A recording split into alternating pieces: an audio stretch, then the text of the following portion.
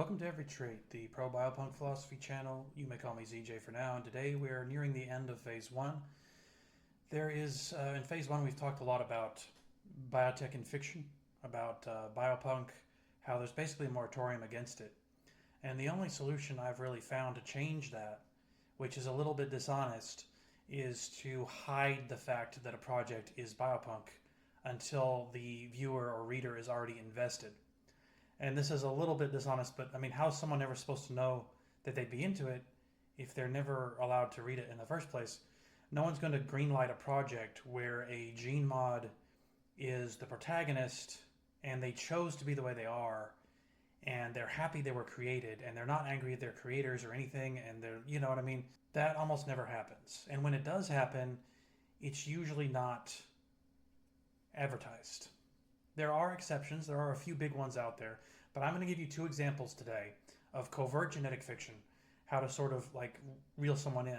One of them is an example that is very much not very hidden. It's even right in the promotional material, but it doesn't let you know something's going on until you're a bit into the story, so it still counts as covert genetic fiction.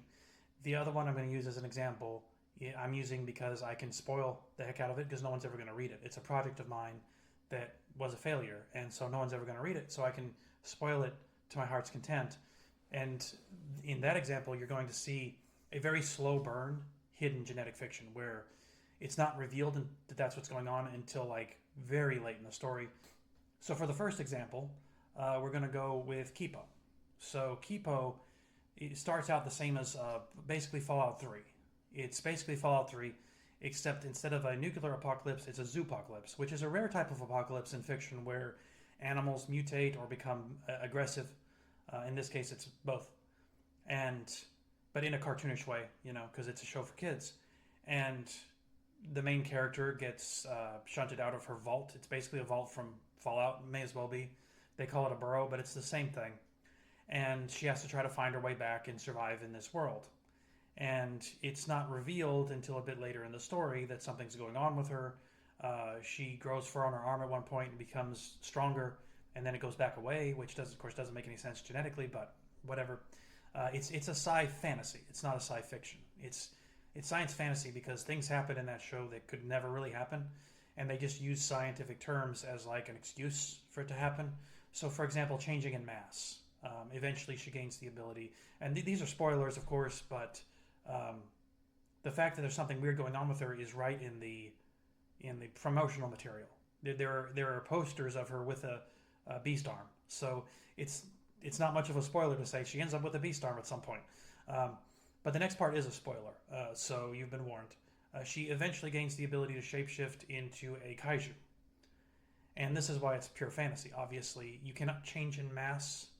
DNA is not a projection system. It doesn't create a polygon. It creates proteins and enzymes, and it builds matter. It's a nanotech manufacturing regulation system. If I was to describe DNA mechanically, that's what I would describe it as. It's a nanotech manufacturing regulation system. So it cannot create matter from nothing, okay? But it's a show for kids, so I give it a pass. But yeah, it's eventually revealed that she was a scientific experiment by her parents. And I think they actually made fun of this in the Fallout TV series because they had hybridization as a method for survival in that series too. But in that series, it didn't work out well. And the scientists who did it look a lot like Kipo's parents. So in her timeline, it worked, and in the Fallout timeline, it was the same people, and it didn't work. I don't know. I think that was a dig at Kipo. Her father even had a similar speech pattern as the character in Fallout. But yeah, that's they kind of hid it for a bit. When she found out that she was a science experiment and that she was given these powers, she was ecstatic and thrilled. So this is not something you see in fiction very much. This is a biopunk cartoon, which is a bit weird. But now it's not so biopunk that people are doing it to themselves and they're doing it to self-express or to empower themselves. It's not full tilt biopunk. It's just biopunk light. It's just biopunk as an element in the story rather than an ideology. But it's still there. Now, for a deeper example, we're going to get into the project I made that failed, which was called Ruehai. And it had a naming scheme like Chronicles of Narnia, Dreams of Ruehai, Tribes of Ruehai, and Wars of Ruehai were the three books that I made. And I wrote them when I was basically a kid. And then decades later, I decided to just throw them up online to get them off the docket. But I didn't advertise them. I didn't hire an editor. I didn't do any of that. I basically put them out to fail so that I wouldn't think about them anymore, like to get them off the docket, as it were. And this video is the first time since I did that I'm even talking about them. Because when you have a failed project, you don't like talking about it. So I don't even think you can find them anymore. When self-published books are up for like a year or two and they don't sell, I think they get purged. So I don't even think you can find it. So I'm going to spoil the hell out of it. All right, so the setting is another planet in a different universe. So the idea is brain theory, BRANE. It's a quantum physics theory. It's an old one. I don't think people put much stock in it anymore. But it's the idea of kind of like multiverse, except each universe is very different. So it's not like there's another Earth with another you that made a different decision. It's like there might be another planet where Earth is, but it's maybe got completely different physics and everything. And the idea is that the Ruehai universe is the closest one to ours. So much so that like mass there could cause a dark matter effect in our universe from the gravity and everything. So their universe has different laws of physics. So magnetism in particular, electronics and everything works very differently. So there's continents floating in the sky, and I could get away with all sorts of bullshit just by saying that it's a different universe, right? And it's non-deterministic, so evolution there worked differently than on Earth. So there you have 3 copies of each chromosome. Everything's triploplastic. There's 3 sexes for the native species, not for the humanoids, because the humanoids are from Earth, so there's only 2. But the native species, their eyes are different. That's what you see on the cover of the books. Eyes evolved multiple times on Earth, and each time they were a bit different. Arthropods had the compound eyes, and chordates like us had the eye with the lens, and mollusks also got an eye with a lens, but their optical cord is not plugged in backwards like ours is, so they don't have a blind spot. So yeah, eyes always evolve differently, so I was like, okay, how else could they evolve? Well, maybe the iris is just a band in the middle that expands into 2 pupils. I don't know. So I was trying to think of a different type of eye that you don't see on Earth. And so they have 3 of those eyes on their face, and sometimes 1 on their tail. They have 4 limbs on the bottom of the body, 2 limbs on the top, not counting the tail, which is kind of in the middle. Their nerve cord is central rather than dorsal like a chordate, or ventral like an arthropod. So yeah, life evolved differently. And you see this all across the setting where like cultures are not deterministic. There's not like an exact copy of an Earth culture. Technology is not deterministic. There are different societies that have different technologies. So one of the native species is Hokan, and they have their continent's called Khan. And the Hokan have biotech as their core technology. So everything's biotech. But you don't actually see that, because that was going to be in book 4, and only 3 books got made. But there is a Hokan in the story named Primif, but Precleature Fumi Henkron Fashavna is the full name. There's a reason to that naming scheme. I'm not going to get into it. It's not important. But there's also Hyakan as a native species, and the Virim, which is basically dragons. They almost destroyed the world once, so they left it for the younger races, the Hokan and Hyakan, to evolve there and to claim the world as their own. And they settled on one of the moons. They didn't get very far. Habitable worlds in their universe are really rare. So they did not make it far. That's why one of the moons is silver, because it's covered in infrastructure. And then you also have species from Earth. And this is like a big mystery. How did they get here? What's going on? So you've got 3 different types of birds that survived, a type of snake survived, house cat survived because they always survive, and a type of beetle. And that's pretty much it. So only the niches that weren't filled. And what about plants? No, the plant niches were already all filled by life much more suited to that world. Their sun's different, so it's got different light waves, so it's like Earth plants really wouldn't survive very well there. So birds, because the native species fly along magnetic currents, whereas birds from Earth fly on wind. And so they survived. So yeah, there's some Earth life there, and there's humanoids as well, resulting from that. And the narrator tells you that the Rurajans, which is the most human of the humanoids, that they are of your stock, basically. And the Rurajans, they look like humans. Some of them have feathers in place of hair. The ones that do have hair, it's actually feather material if you like zoom in on it under a microscope, which is why their hair can be any color. It's kind of anime rules. It can be blue or green or whatever. They actually consider brown and black to be the most prestigious hair colors, because they know that's what original humans look like. Their eyes can be any color. Their skin colors are different than colors on Earth. And they divide themselves into castes based on that. Their religion states that the more sinful you are, the less like an original human you're reincarnated as. And that's how they explain the differences between themselves and the founding ones. And that's also why the most human looking of them is like the upper caste, and then it goes down from there. But they have a unique technology. Their technology basis is magnetism rather than fire, rather than chemistry. So everything they do is magnetism. It's temperate on their continent, so they don't really need fire to stay warm. Their buildings don't burn generally. So, and they work metal with a magnetic resonance chamber that kind of pulls all the particles apart so they can kind of work it almost like turning it into clay. And so they don't use heat to smith. And so they have this whole different technology basis, because technology can be non-deterministic just like evolution and culture. And then you also have the Yvernja, which it means children of the dragon. They're not really part dragon, but they think they are. They have Ruehaian traits, like Ruehaian eyes. They have no instinctual response to rhythm or tone. They don't get music. Their primary culture is very strange. The Eurasians have one country that's a theocracy and one that's basically a libertarian type country, whereas the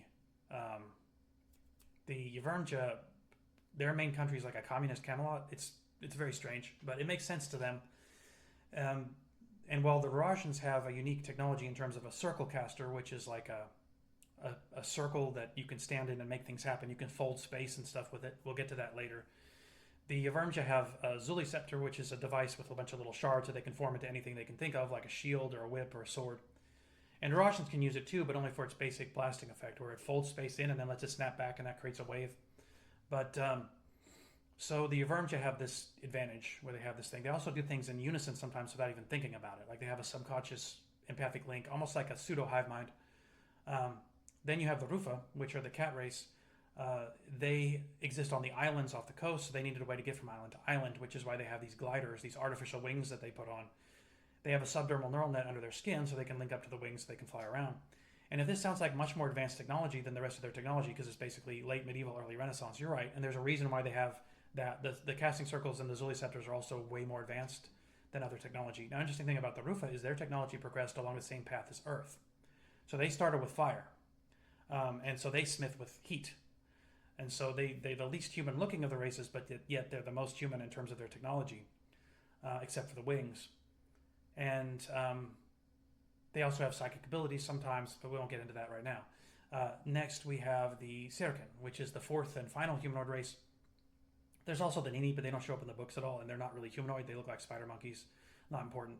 So the Serkan, they are just referred to as slaves on the main continent because they never sleep. And their brain, even if you don't remember your dreams, your brain's still shuffling around that information when you're asleep. They don't do that. So they never have that primal moment of innovation. And so that makes them very easy to subjugate. And so they were enslaved by the Eurasians a long time ago. They don't have any unique technology or anything of theirs. They are just subjugated, basically. So that's sort of the backdrop. Now, the story starts with, it's an ensemble cast. So you have a farm girl who's very traditionalist, a part of the theocracy, even though she was raised in the borderlands, which technically isn't part of either of those countries I mentioned. She still is very much indoctrinated. And she doesn't know that her mother is an assassin and all that, but kind of playing with the trope that the main character is a secret princess, even though she's actually not. Her mother was an infamous assassin. But she also is a bit of a seer, and she's halfway a blank. It's someone for the reader to just latch onto. So there's not much really to talk about her personality. The most interesting thing she does is reject the seer power so that she can develop skills of her own, because that would basically make her insane but very useful, but she just sort of throws it away because she'd rather make something of herself. She ends up, even though she's very indoctrinated, she ends up standing up to the theocracy multiple times, even though she still believes. You have Crohet, who is a nobleman, and he is part of the theocracy. He's of the May bloodline. He doesn't know he's that. Like I said, I'm spoiling it like crazy. So what's the May bloodline? The May bloodline is a bloodline of nobles who can form blades out of the scepters, just like the Yvernja can. So he doesn't know he can do that at the start of the story, but he can. And then you have a Rufa, who is searching for his wife that's presumed dead because she was scouting the mainland when she went missing. You have a Rajahu, that's his race. He is a con artist named Renel, and he can switch personalities on a dime, but he can't fight worth shit. And He's like late middle-aged, bad teeth. He's like not you expect when you hear the legend of the great con artist and escape artist and everything, and he uses that to his advantage because no one knows who he is unless he introduces himself as Renell and doesn't use an alias. Then you have Shakarwind, who is a Serkin who is ridiculously good in combat. She's the closest thing to a superhero in the party. She has perfect accuracy and timing and everything. She's basically really smart, and she's also built like a warrior, so it's revealed later in the books that she's actually calculating everything. That's why she fights so good. Every incident angle, every pound of pressure, every muscle fiber twitch, it's all conscious to her, and it's not information overload. So she's really just outsmarting everyone. But and it shows you that she's not a typical member of her kind. She's there's some weird metaphysical stuff going on with her that's like a big mystery in the books, but her kind are capable of amazing feats if they're broken out of their conditioning, basically.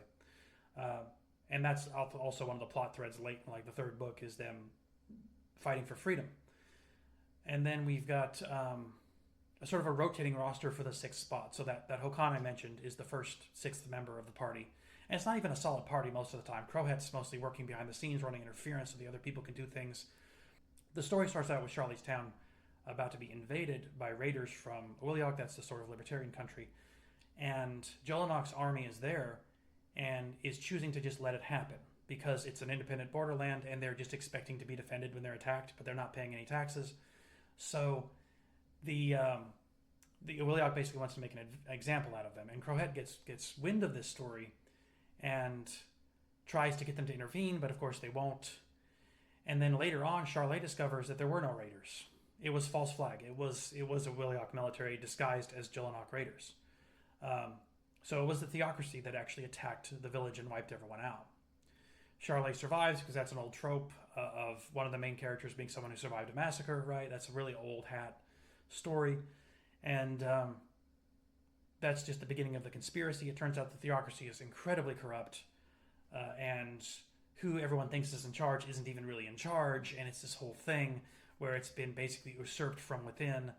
And so there are like good members of it, but the ones in charge right now are bad.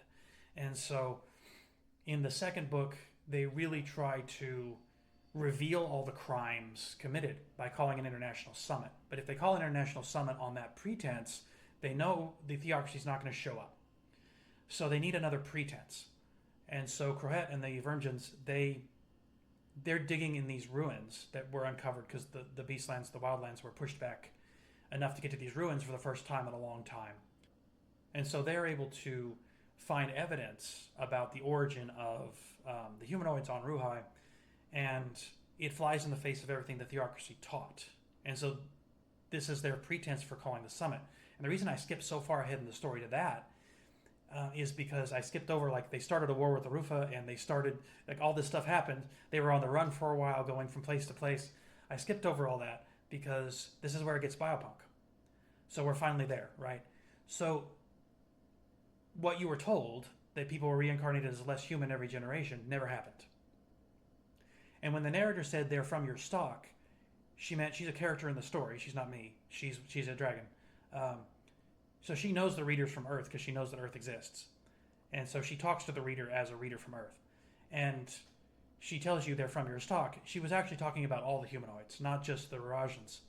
So the humans died out completely, and then hundreds of years later, all four of these basically popped up overnight.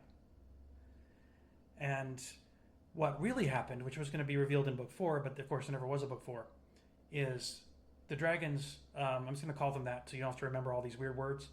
The dragons were trying to find another planet to inhabit, and there's not really any in their galaxy, so they went to our universe, because that was easier than getting to another galaxy for them. And so they used this spatial warping technology to get there, but there's a problem. From their universe, matter and energy was just destroyed. And from our universe, matter and energy was just created, which cannot happen. So matter was shunted back the other way. And that's how you accidentally got Earth life transposed to Ruehai. And so the original humans, they didn't want to risk more dragons because one of them went missing and hadn't come back yet. And they didn't know if she ever would come back. So they wanted the humans to mess with the technology instead to risk themselves. So they gave them like all of their technology, and the humans use it to war amongst themselves and wipe themselves out. And so hundreds of years later, they decided to try again, only this time only giving them the basis of the spatial warping technology and nothing else. And so that's why they created the Eurasians. But some of the DNA had degraded, so they had to mix it in with other DNA. And birds were the most common survivors, so they used that, which is why they have feathers for hair. And those casting circles I mentioned, where they can warp space to like create a shield, well, now you understand where that comes from. That's the basis of the technology. Being human and very religious, they mostly use the technology for performing executions. But so it's and this isn't like poking fun at a specific religion, because the structure of the religion is similar to a highly structured religion like Catholicism, but the belief structure of reincarnation and stuff, that's Hinduism, and there's some Taoist elements as well, and yeah, it's all over the place. It's non-deterministic religion. It's not a specific religion from Earth. But so the problem is the Rajans couldn't defend themselves without all that other technology, so the Yuvurja were created to defend them. That's why they were given a weapon, the Zuli scepter. Some of them actually managed to reverse engineer that thing and turn it into a Zuli staff, which can do a lot more. And those people tend to be bad. They tend to just hoard technology to themselves and keep it from the rest of the world. And they sometimes just go like pure villain. But and that's the classic image of a wizard with a staff, right? So just like a casting circle is a classic thing. I was going for the classics. And then you had the Rufa, which were created to try to be able to survive on their own without needing a guardian race, but still able to use the circles. So that's why they weren't given Ruehai DNA. All their DNA is from Earth. Felines are the most closely related to humans, so that was used, and then a bit of bird was used, and a bit of snake was used. Like pretty much everything was used.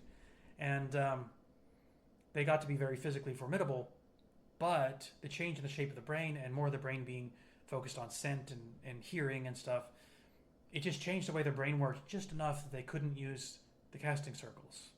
So they were deemed a failure because the casting circles were very responsive to a human mind, but the Rufa mind is just different enough. Of course, the Yuvurja can't use them either. And so finally they created the Serkin as a final effort, with the brain shape being normal, not using any Ruehai DNA. They were humans recreated to be like healthy as possible. The scales on their hands and head and feet are to protect from the salt storms in the borderlands. They have secondary eyelid because if a Rajan looks directly at the sun, if a human did as well, it would drive you insane. But those eyelids automatically close, so it doesn't happen. Rufa and Yuvurja brains are different enough, so it doesn't happen. It's only Rajans who need to worry about it, which is why they always wear wide-brimmed star hats. But the Serkin also never sleep, and they give birth after the first trimester to a pod that grows by a combination of plant and fungal genetics until it hatches as a toddler. It's kind of like a Cabbage Patch baby. So they don't have any birthing problems. So they're like humans, as healthy as possible. But the problem is, since they never sleep, they're easily subjugated. There's a big secret that's never revealed in the books, and it wasn't even going to be revealed in the second trilogy if there had gotten to be one, which is, I'm telling you now because there's no point in not spoiling it because no one's ever going to read the books. Serkin can use casting circles. They don't know it. The Rajans don't know it, but technically they could. But yeah, it's a big secret. But yeah, as you can see, it's a biopunk setting. All the humanoids in the setting are gene mods. None of them naturally evolved the way they are. All 4 of them are gene mods, and they don't know it because it happened like 2,000 years ago. So they don't know they're all gene mods. And the Hokan use genetic technology for everything. They've even got synthetics. The dragons modified themselves a long time ago. That's how they live so long. They live like 900 to 1,000 years per body, and then breed a new body that doesn't have a consciousness developed, so they're telepathic, so they can like transfer their whole consciousness into the new body. So this is how they pretty much live forever. So it's been like the same. I can't remember the number because it's been so long since I wrote the books. It was either 100 or 1,000 of them, but it's been the same ones on that moon for tens of thousands of years. So everything's a gene punk. Everything's a gene mod, except for the wildlife and the Hyakan, the native species that's basically the size of an elephant. They're very traditionalist, and they sort of eschew new technology and everything. But they're like the only race on the planet that's not gene modded. So it's an entire gene mod world. And at the beginning, in like the first book and a half, until you start getting those clues, it seems like a Tolkien-inspired world where there's just multiple races that have always existed and they're trying to coexist and they have all these religions and explanations for things. But when you get deeper into the story, you realize it's all biotech, top to bottom. Even most of the things that look like magic are actually technology. Now, the casting circles do border on magic because in between the two universes is like a space without space, a time without time. So there's consciousnesses there and there's ghosts there and stuff, and it gets all into weird spiritual stuff. And so, like, in the setting, souls do exist canonically. So, yeah, there is a bit of magic in the setting. And some of what the Rufa can do with their psychic abilities borders on magic. So, and the Zuli Magi, the ones who use the Zuli staffs, are straight up called Magi because some of the things they do may as well be magic. But it is actually biopunk to its core. And so even though I wrote this when I was a kid, even back then I knew that the only way to revitalize this untapped genre of fiction is to get people into it without them realizing because they might not know they like it. Now, you can't advertise it as like anti-biopunk and then it turns out to be pro-biopunk because that's just lying. That's false advertising, right? But I've seen movies that are pretty good movies, but they're advertised as like a comedy, whereas the movie was filmed serious. And so everyone hates it because they thought they were seeing a comedy and they ended up seeing something serious, and that's not what they bought a ticket for, so they're mad. And so there is a fine line to walk. You can't make it so hidden that people feel like they were misled. But there's tons of bio stuff really early on in the story. It's basically one of those books that reads more like a monster manual or like a setting guide because there's too much lore dumps, and there's a lot of it's related to biology. So, of course, it's not that much of a stretch for it to eventually become a biopunk story. But yeah, I never did anything with Ruehai. I wrote it as a kid and let it rot, basically. But this is probably the last time I'm going to be talking about it. But it's kind of good to get it off my chest, So there's so much more to it. It's one of those settings where the most interesting characters are all side characters and not main characters. Because like Zujin is boring because he's always melancholy about his wife, and he's always mentioning his god like every other sentence because he's very religious, and he kind of grates on you after a while. And Crowhead starts out as just a whiny little brat, whiny little spoiled brat, basically. And at least he develops a bit beyond that by the end of the story, thankfully. But some of the side characters, like Seitu, is a circle caster who has learned to call up spirits.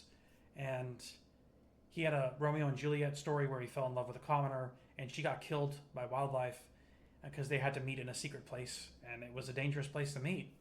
And so he spent his whole life developing the technology to try to call back up spirits, and eventually learned how to swap them. And so he found a girl who looked like her and basically kidnapped her and tied her down. And he called up the soul of his dead lover, and she basically told him to stop. She's like, I wouldn't be able to live with myself if my life came at the cost of someone else's. So he stopped. He did what she said. And he spent like every night of his life from that point on calling up her spirit every day to talk to her. And he is a side character who doesn't get introduced until the third book. So ironically, I think he's the one who fights the main villain at the end.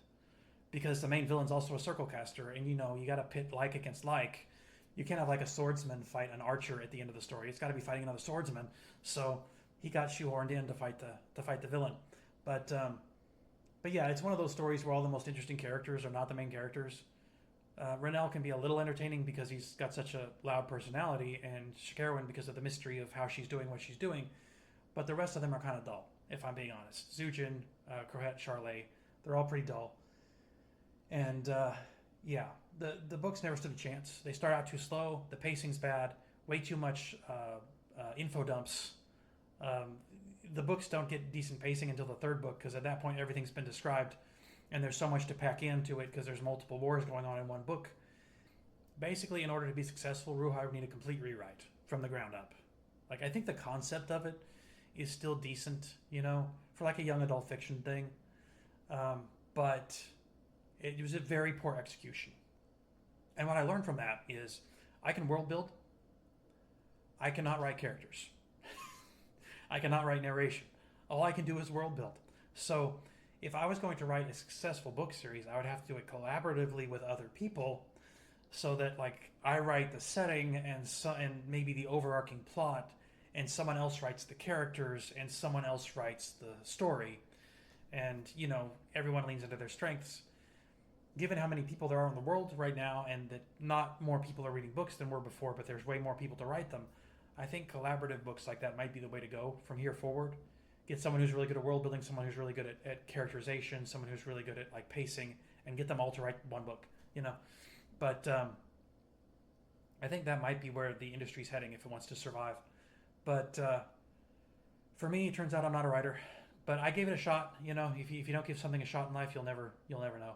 So yeah, abysmal failure on my part, but hey, I got a video out of it that like 12 people will watch. So, or maybe 5, or maybe 2. But anyway, got it off my chest. That was the point. That was the secret point. The official point was how to hide genetic fiction without making it too abrasive when it pops up. In Kipo, it wasn't abrasive when it popped up because the writers for that story, they put it front and center. They put it in the promotional material. So of course it was really obvious. But in Ruehai, it's not jarring because the whole world is built for that from the ground up. And when you have that revelation that it's a biopunk world, all the pieces fit. So those are 2 different ways to do it. One way is to have it be only barely hidden, like Kipo did, and one way is to have it be baked into the DNA of the setting, like I did for Ruehai. So I don't know if you got something out of this video or not, but the premise, as I stated in the beginning, is that no one's going to greenlight a TV series or a movie or a book series that is overtly pro-biopunk. You have to hide it because otherwise they're not going to greenlight it. And it's unfortunate because it seems like Hollywood's out of ideas, doesn't it?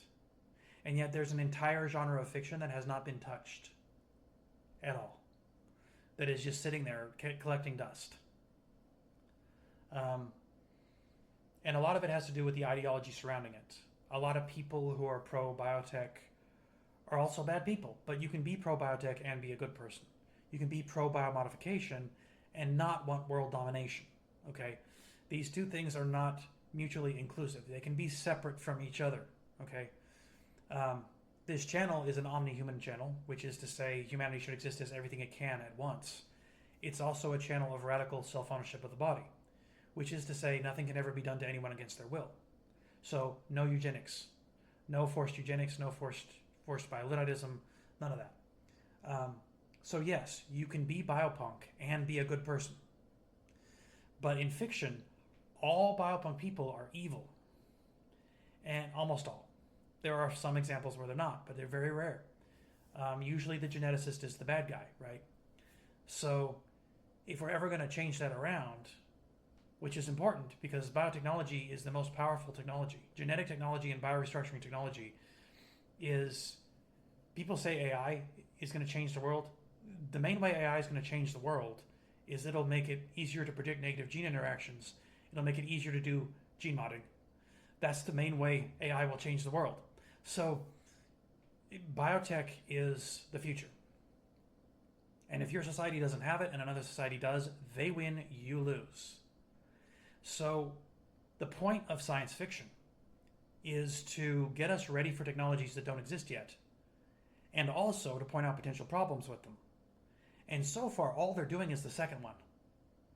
And they need to do some of the first one. They need to do both. You should point out the potential problems with biotechnology.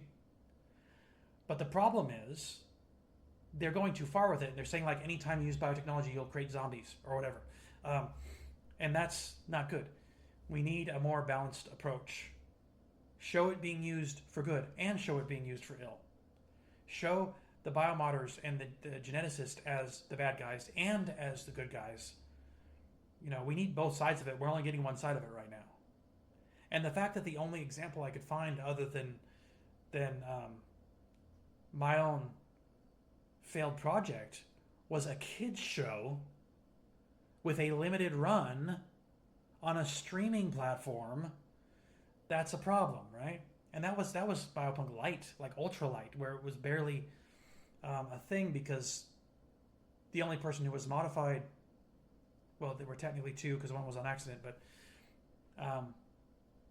didn't choose to be that way, but was still happy to be that way. That's why I call it biopunk. Um, but yeah, it's pretty bad that that was the only example I could find. And then, not long after its final run, they're already making fun of it in other fiction, like Fallout. Which Fallout is a perfect example of biotech always ends badly. It's very much the people who write biopunk are afraid of fire, and if someone discovered fire today, they would run and hide in the back of the cave. Meanwhile, I'm out here making s'mores because it's a controlled fire. It's fine.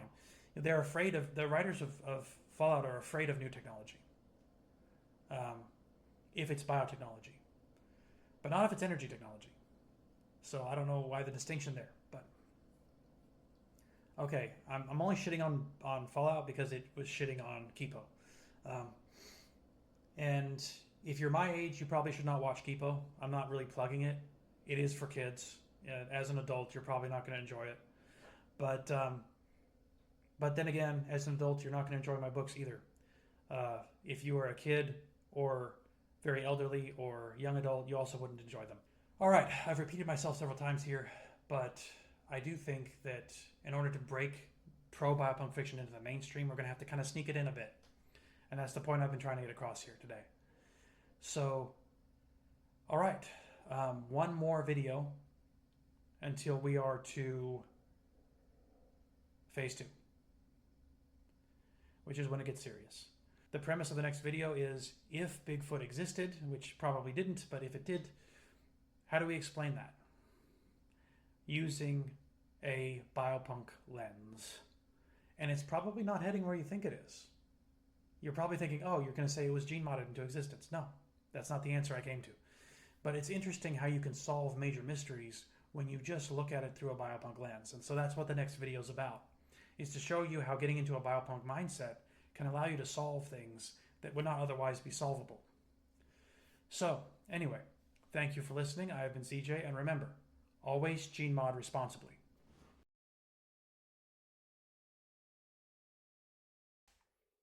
Clicky, clicky, clicky, clicky.